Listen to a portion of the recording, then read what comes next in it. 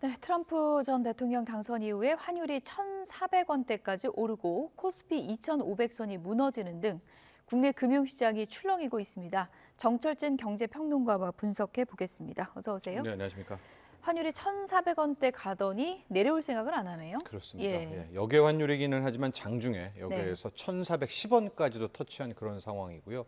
더 안타깝고 좀 걱정이 되는 것은 실은 외환 당국이 뭐 본격적으로 뛰어든 건 아니지만은 구두 개입을 했거든요. 예. 오늘 최상목 경제부총리 구두 개입이 있었는데도 이 정도라면 과거에는 1,400원 밑으로는 좀 내려 보냈어야 되는데 예. 거의 꿈쩍도 하지 않는다라는 것을 보면 현재 강달러의 기조가 얼마나 강한가.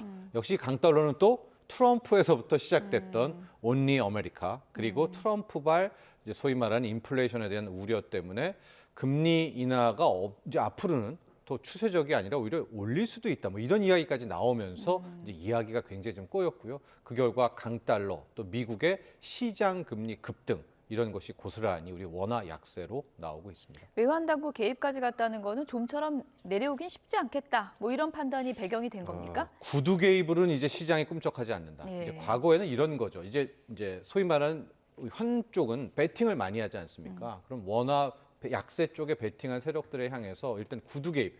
우리가 곧 출동할 테니까 함부로 너무 세게 이쪽 방향으로 베팅하지 마라라는 것이 구두 개입이고요. 이 정도라면 보통 먹혔어야 되는데 지금 전혀 말을 듣지 않는다는 것은 예. 글쎄요. 이제 상당 부분 시장의 참여자들은 강달러가 오래 유지될 것이 아닌가. 그리고 외환 당국이 직접 달러를 들고 나오지 않는 이상 원화 약세를 좀 막기가 힘들다. 이런 쪽으로 생각하고 있는 것 같습니다. 예. 강달러가 뭐 우리 경제 곳곳에 악재가 될 수밖에 없는데 가장 큰 타격을 받는 부분은 어떤 부분일까요? 내수라고 볼 수 있을 예. 텐데요. 이걸 한번 연구를 우리가 다시 한번 되짚어 봐야 예. 되는데 오늘이 수능 날이기도 하지만 우리가 이제 과거 경제 시간에는 예. 원화 약세가 나오면 수출 가격 경쟁력이 살아나고 그렇다면 뭐 자동차라든가 또 우리 반도체라든가 요즘에 화장품도 수출이 잘 되잖아요. 예. 먹거리도 잘 예. 되고 수출에 도움되는 것 아니야? 이렇게 생각하실 수가 있겠지만 지금 보면 수출주가 훨씬 더 많이 빠졌잖아요. 그 이유는 강달러, 그러니까 원화 약세가 나오긴 나왔는데 예. 왜 나왔느냐 때문에 지금 이런 상황이 나온 겁니다. 그러니까 이거는 나쁜 원화 약세다 이렇게 보면 될 것 같은데요. 교과서 다시 써야 됩니까? 교과서에서 한 줄을 더 넣어야죠. 한 챕터를 더 예. 달아야 되는데 예. 지금 왜 이렇게 원화 약세가 나왔느냐. 예. 앞으로 트럼프 2.0 시대가 되면 뭐 많이 나왔지만 관세 폭탄, 뭐 보복 관세, 관세 폭탄으로 굉장히 이제 세게 나갈 것이다. 그러면 실질적으로 원화 약세의 뭐 수출이 아무리 경쟁력이 생긴다 한들 교역 전체가 줄어드는 그런 모습이 나오기 때문에 지금의 원화 약세는 전혀 수출에는 도움이 안 된다라고 해서 수출주들이 빠지는 거고요. 두 번째, 어디가 가장 피해를 보느냐. 원화 약세가 되면 우리는 솔직히 말해서 이제 비용 쪽 측면들, 원자재들을 사들여야 되잖아요. 예. 그러면 당연히 수입 물가가 오를 수밖에 없죠. 그럼 안 그래도 힘든 내수 경기 더 침체될 수밖에 없고 소상공인분들 더 힘들어질 수밖에 없기 때문에 예. 지금 나오고 있는 원화 약세, 달러 강세는 수출, 내수 양쪽 부분을 모두 타격하는 그런 원화 약세다 이렇게 생각하면 되겠습니다. 이거 우리 금리 결정할 때도 변수가 될 수 있는 거죠?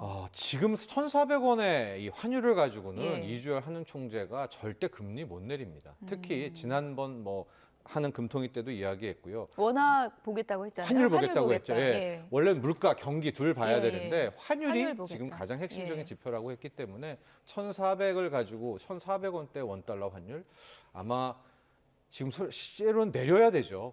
내수 경기 굉장히 힘들고 KDI를 비롯해서 예. 세계 경제연구소 투자은행들이 내년도 우리 한국 경제 성장률을 하향 조정하고 있거든요. 예. 그렇다면 금리 인하에 따른 경기 부양에 통화 당국도 동참을 해야 되겠지만 환율만 놓고 본다면 쉽게 내리지 못할 겁니다. 미국 금리가 아주 그냥 긴 시간 인상만 하다가 겨우 내렸는데 또 환율이 도와주지 않는 그런 상황인 건데 주가도 비상이잖아요. 저 오늘 삼성전자 주가 유심히 봤는데 그래도 오늘은 좀 오르던데요. 네, 오늘이요. 실은 11월 옵션 만기일입니다. 그런데 그동안 외국계 단기 투기 세력들 같은 경우에는 이제 하방 쪽 풋옵션들 뭐 이런 쪽에 굉장히 많이 베팅을 했거든요. 이제 오늘 11월 달에 한 달짜리의 옵션의 결과가 파악되는 이제 그런 날이기도 한데 삼성전자의 주가가 굉장히 중요하죠. 왜냐하면 우리나라의 코스피에서는 삼성전자가 차지하는 비중이 뭐 25% 이상이 되기 때문에 예. 삼성전자가 오르면 시장이 상승할 가능성이 높고요. 삼성전자가 급락하면 시장이 떨어질 가능성이 높은데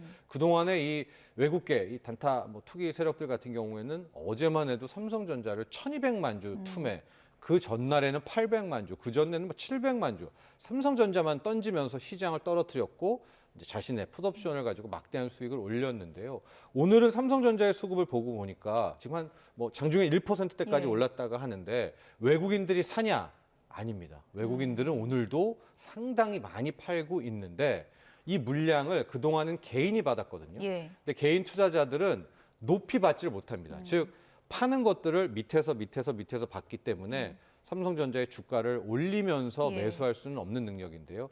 지금 외국인이 이렇게 팔아도 삼성전자의 주가를 끌어올릴 수 있다는 건 오늘은 기관 투자자가 좀 들어온 것 같아요. 그렇군요. 하지만 오늘 들어온 이 기관들은 중장기로 갈 그럴 세력 같지는 않아요. 오늘이 옵션 만기일이기 때문에 기관들도 자신들의 파생, 선물 옵션의 포지션을 맞추기 위해서 오늘은 일단 들어와서 삼성전자 주가를 끌어올리니까 예. 당연히 시장은 좀 플러스가 나올 수밖에 없지 않습니까? 그러니까 뭐 바닥 친 거다 이렇게 절대 보기에는 오늘은 절대 안 그렇지 됩니까? 않습니다. 예. 예. 그러면 1,400원대까지 갈 수도 있다 이런 전망이 현실화될 수도 있는 거예요. 4만 원대요. 예, 4만 예, 원대. 예. 예.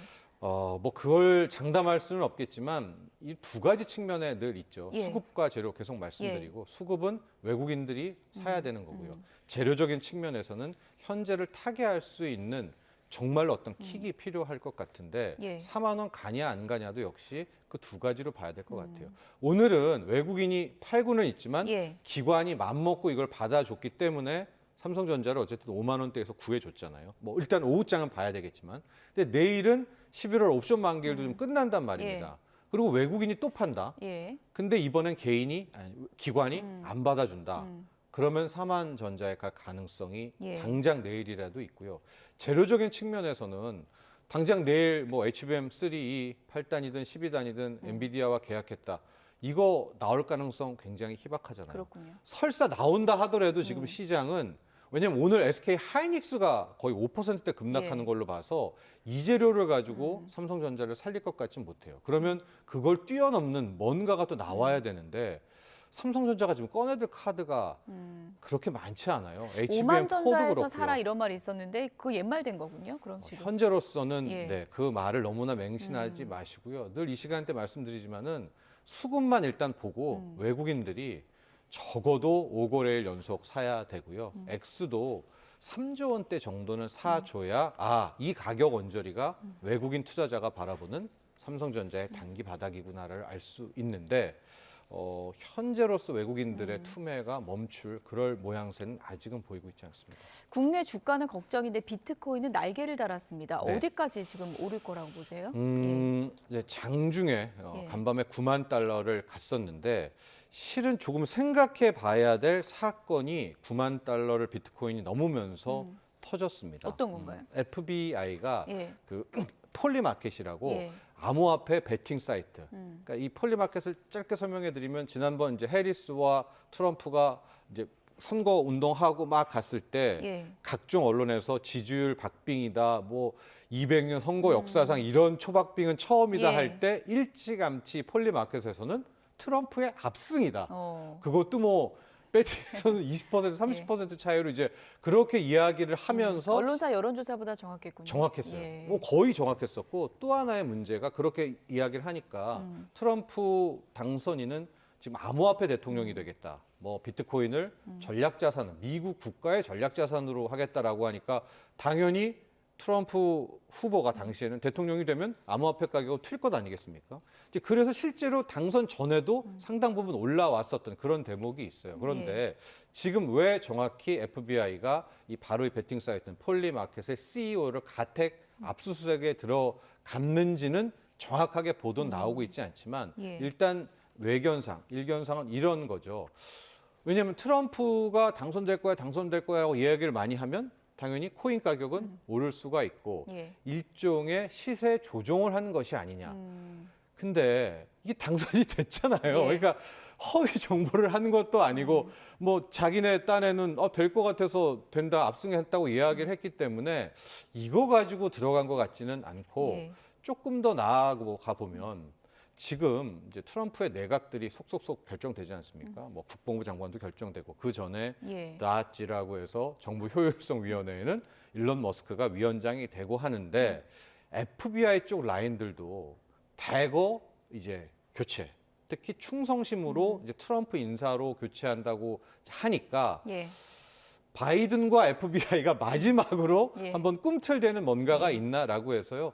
그때 이제 발표 나오고부터 9만 달러, 9만 2천 가던 비트코인이 지금 막 요동을 치고는 있습니다. 물론 예. 많이 빠진 건 예. 아니지만 따라서 이번에 FBI가 폴리마켓 CEO 가택 압수수색한 요 재료를 가지고 이게 좀 나비 효과가 될 수 있는지 예. 코인뿐만이 아니라 트럼프 랠리에 일종의 변곡점을 주는지는 확인해 봐야 될 것 같아요.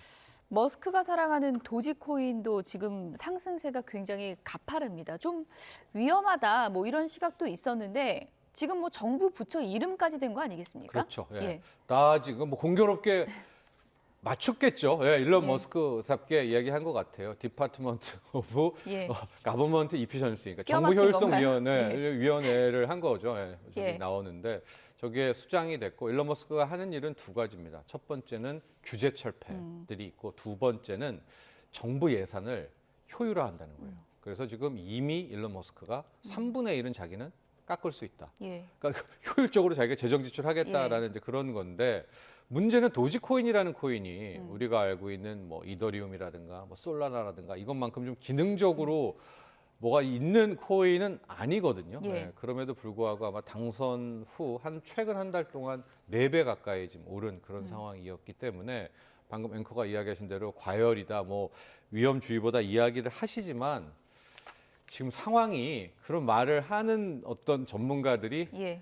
좀 무색해지죠. 왜냐하면 앞뒤 안 가리고 가고 예. 있기 때문이에요. 네. 근데 기사 보니까 비트코인은 이제 너무 올라가지고 사기가 좀 이제 무서워졌고 도지코인은 아직은 좀 접근하기가 편하니까 많은 분들이 관심이 굉장히 쏠리고 있다 이런 얘기가 있던데 위험한 글쎄요. 겁니까?